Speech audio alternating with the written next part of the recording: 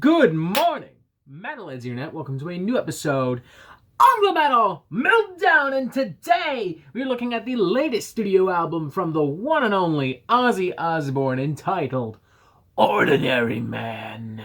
The Prince of Darkness, the godfather of heavy metal, one of rock and roll's most important and iconic voices, Mr. Ozzy Osbourne is back with his first solo album in just under a decade. There's a good chance if you know anything about hard rock, heavy metal, or for that matter the history of popular music, that you'll already know who Ozzy Osbourne is, so I won't waste your time with any kind of short little bio. But I would like to talk about something else regarding Ozzy's life before we dig into the actual quality of the record. That being the very simple fact that considering everything that's happened in Ozzy's life, particularly these last few years, we may need to very quickly accept the fact that this is Ozzy's last studio album. I'm sorry to start this review off on such a bummer note, but let's just be totally honest with ourselves right off the bat. The man is 71 years old, has struggled with drug and alcohol abuse his entire life, and these last couple of years has had to deal with some pretty serious injuries that have forced him to cancel or postpone several tours, concerts, and public appearances. Granted, Ozzy Osbourne has never been a picture of perfect mental or physical health.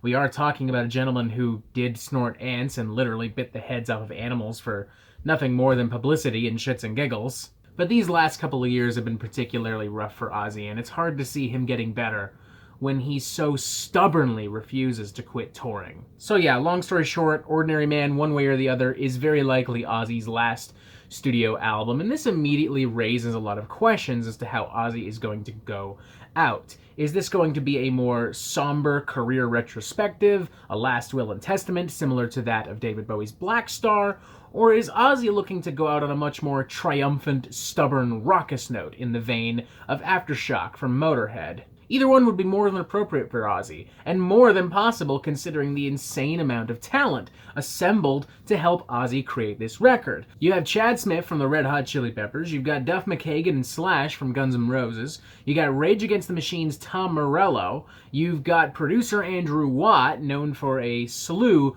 of popular hits with Blink-182, Justin Bieber, and Post Malone, the latter of whom also appears on this record, following up on the surprise hit from last year, Take What You Want. And you even have the one and only Elton John, fresh off of another win at the Academy Awards, appearing on this record. Sure, it is inherently pretty disappointing to see the regular talent pretty much excluded from this record, particularly longtime guitarist Zakk Wylde, but that aside, there is no arguing that there is an incredible amount of talent assembled here, and that in the right hands, Ozzy Osbourne very much has the potential to make Ordinary Man the best album of his career, or at the very least, his best album since No More Tears. The good news is I would agree with the latter, mostly. The bad news is I wouldn't so much agree with the former, and that unfortunately there's still a lot of problems with this record. And slightly more bad news, the latter is not particularly high praise because, let's be honest, it wouldn't require a lot of effort to make an album better than the unnecessarily bloated and overtly heavy works of Scream and Black Rain. But before we bum ourselves out again, let's actually focus on the good. If you've been disenchanted by the aforementioned Scream and Black Rain, for that matter the more mediocre cuts of Osmosis, Undercover, and some other records that are so unremarkable that I've forgotten the name of them, then good news! You'll like this record. In many ways, this is a return to the classic Ozzy formula. There's influences pulled from 70s Black Sabbath, influences pulled from contemporary hard rock, influences pulled from Ozzy's early 80s work, and it all flows together in a nice, simplistic package. Chad Smith and Duff McKagan do a great job as the core backing band across the entire record.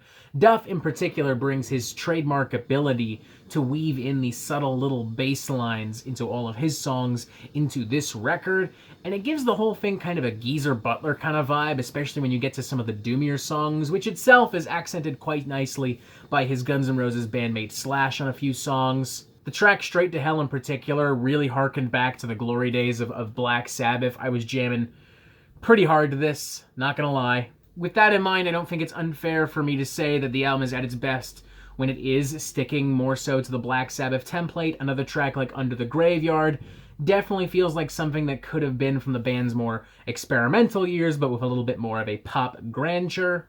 The track Eat Me even borrows from Black Sabbath's debut album with its simplistic, earthy grooves and its incredibly bluesy, subtle harmonica. I like a lot of the lyrics on this record as well. It's very dreary, it's very doomy, it's very somber, melancholic.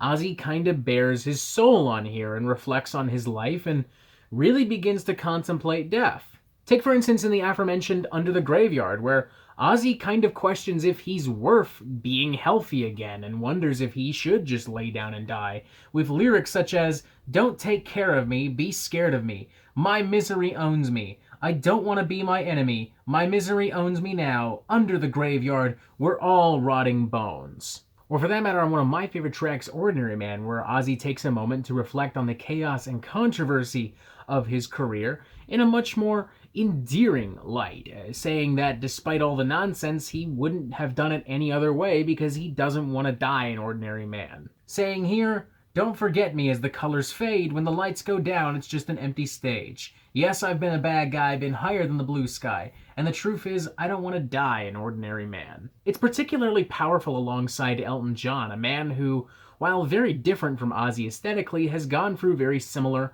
trials and tribulations, particularly as an openly gay man. As he sings here, "Many times I've lost control. They tried to kill my rock and roll. Just remember, I'm still here for you." It's a genuinely sweet, almost brotherly moment between two larger-than-life rock stars that I would have never pictured being in the same room, let alone being on the same album. And of course, it doesn't hurt that Elton still sounds fantastic.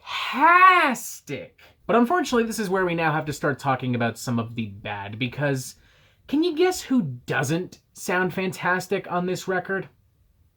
I'll give you a hint.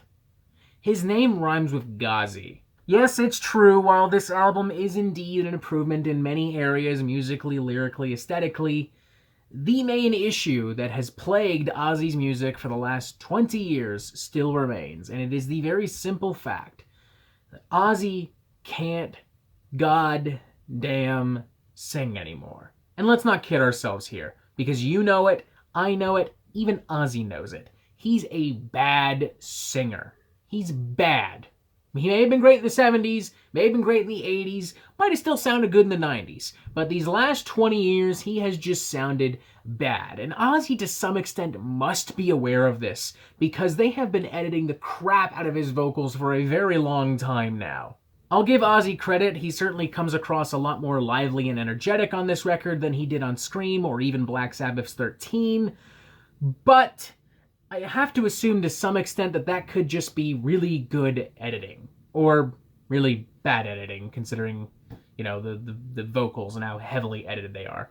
I don't fucking know. The point is, the guy sounds terrible. There are multiple moments across the records where Ozzy's words slur together into one big vocal mess, and it can become very difficult to point out anything he's trying to say. It gets so bad in the aforementioned Ordinary Man that at one point Ozzy literally starts to sound like a really fucked up version of Randy Newman. And I'm guessing Ozzy had trouble keeping up with the more aggressive tracks on this record, because there are also a lot of moments where his vocals are very clearly sped up and pitch corrected. Take, for instance, the track It's a Raid. There's so many vocal effects added to his performance that if you told me one of the goddamn Chipmunks was on this track, I would believe you. And it doesn't help that the final mix of this album is as noisy and compressed as it is. There were plenty of moments on this record where my ears were literally ringing from the amount of static and white noise coming out of my speakers. Honestly, it got so bad that I began to think if Rick Rubin had anything to do with the creation of this record, as I was constantly reminded of the static sonic clusterfuck of Death Magnetic by Metallica.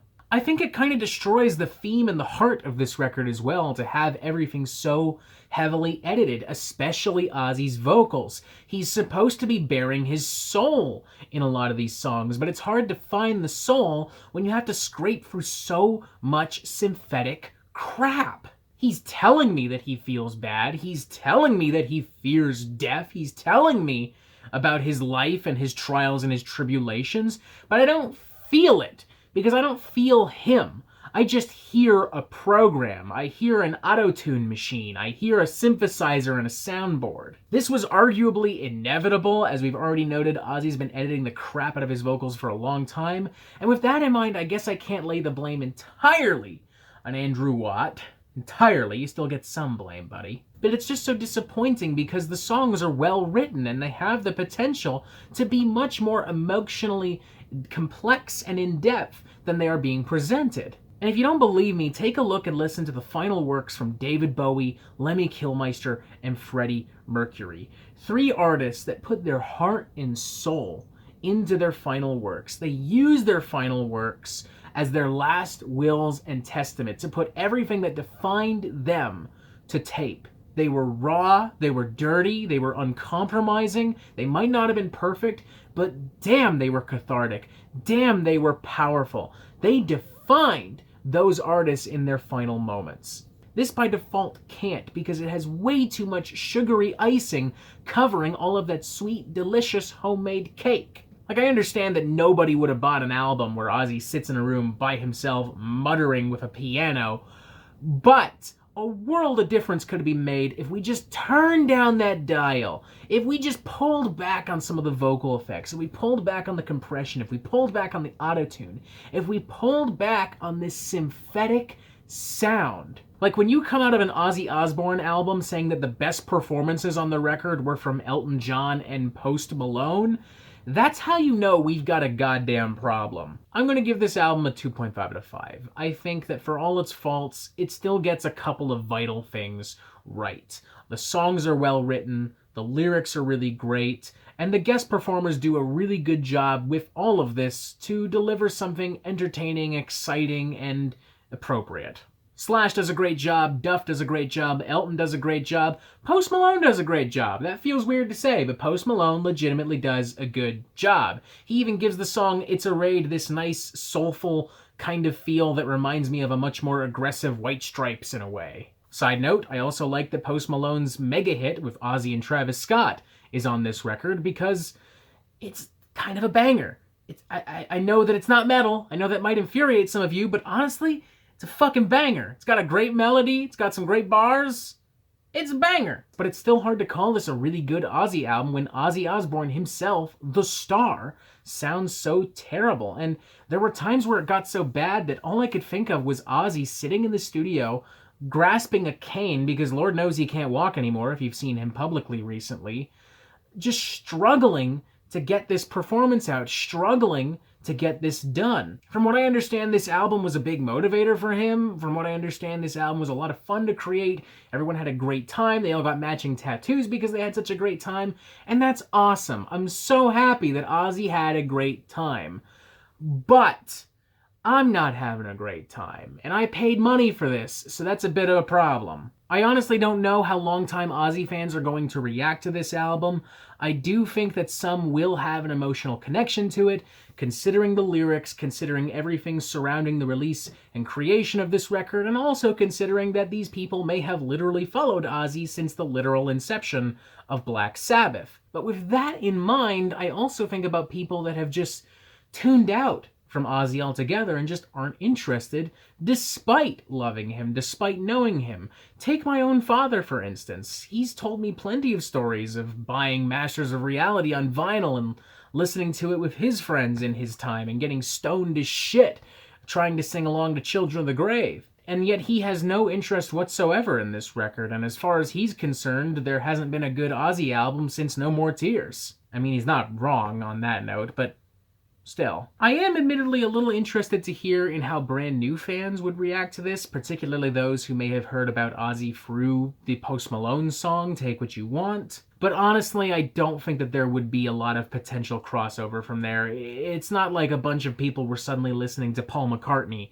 when he did a song with Kanye West, after all. Ordinary Man definitely has the best intentions. I mean, it wants to be Ozzy's last will and testament put to tape in the same vein as Black Star. It wants to be a triumphant, raucous, rock and roll powerbomb in the vein of Motorhead's Aftershock. It wants to be one last great Ozzy album, and it absolutely comes close in a lot of vital areas. But unfortunately, Ozzy himself is not physically capable of making that a reality. And the people that are supporting him behind the scenes either don't know enough about rock and metal music to properly execute this vision, or they just don't care. But hey, I guess at the very least, it's still better than Black Rain and Scream. That's not how I would want to end my career, but it's kind of too late for that now.